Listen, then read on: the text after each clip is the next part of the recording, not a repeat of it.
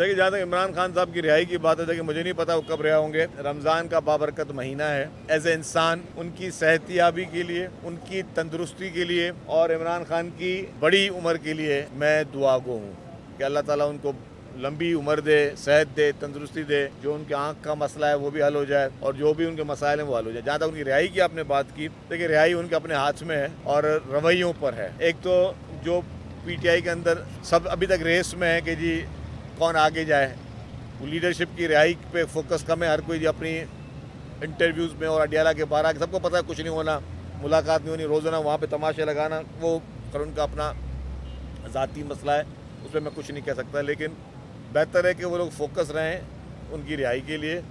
और जिस तरीके का जो सबसे बड़ी मैं चैलेंज समझता हूँ, जो कि सबको बुरी लगती है, और वो है कि जिस तरीके से सोशल मीडिया पे और बाहर दुनिया में बैठकर पीटीआई के हवारी जिस तरीके से इदारों को निशाना बनाते हैं, मुख्तलिफ लीडरान को निशाना बनाते हैं और बदतमीज़ी में दुनिया के सारे रिकॉर्ड तोड़ देते हैं, इसको अगर बेहतर कर दे तो काफ़ी इंप्रूवमेंट आ जाएगी। ये मेरा उनको मशवरा है। पता नहीं कि इनकी कितने लोग ये सुन रहे हैं। सिर्फ अपनी लैंग्वेज को जो चॉइस ऑफ वर्ड्स को आप इम्प्रूव कर लें, ठीक है ना। आप इख्तलाफ हर एक से कर सकते हैं, इख्तलाफ करना जमहूरियत का सबसे ज़्यादा बड़ा हुस्न है। लेकिन इख्तलाफ में अगर आप गालम गलोच दे दो, लोगों की फैमिलीज़ को गालम दे दो, गालियाँ दे दो, उनके बच्चों को गालियाँ दो और बहुत गिरी हुई हरकत। कभी कभी तो सिर्फ वो सोशल मीडिया की ब्रिगेड नहीं, वो बड़े बड़े एंकर्स को मैं देखता हूँ, बड़े बड़े नाम और अपने आप को जो यहाँ पे नेशनल मीडिया बैठे थे, वो इस तरह की जब बिलो द बेल्ट बातें कर रहे होते, मतलब उनको क्या किसी चीज़ का कोई शर्म वो नहीं होती कि भाई आप किसी की फैमिलीज़ के लिए बातें कर रहे हो, किसी के बच्चों के लिए बातें कर रहे हो, तो क्या आपको मतलब एक खुद एक सेल्फ वो चीज़ नहीं आती यार मैं कैसे कर सकता हूँ ऐसी बात।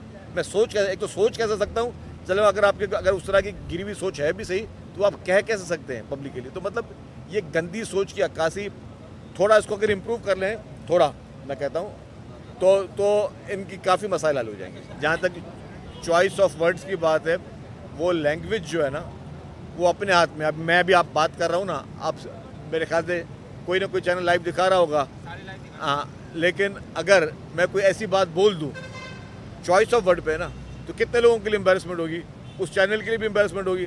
वो तो मुझे खुद फैसला करना है ना कि मैंने किन अल्फाज का चुनाव करना है।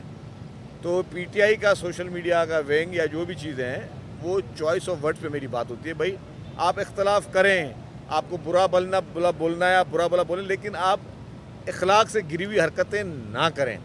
ये ट्रेनिंग अनफॉर्चुनेटली उनको उनकी लीडर की तरफ से हुई है और उसको अप्रिशिएशन मिलती थी। मतलब बाकी पार्टियों में कम से कम हमने अपनी पार्टी में देखा, हमें डिस्करेज किया जाता था अगर हम किसी से को कोई गैर मौजूद बात कर देते थे। यहाँ गैर मौजूद से ज़्यादा बातें की जाती हैं और ये चीज़ें मुनासिब नहीं है। देखिए, अखलाकियात का आपका इख्तलाफ किसी से हो सकता है, अखलाकियात का दायरा जो है ना कभी नहीं छोड़ना चाहिए।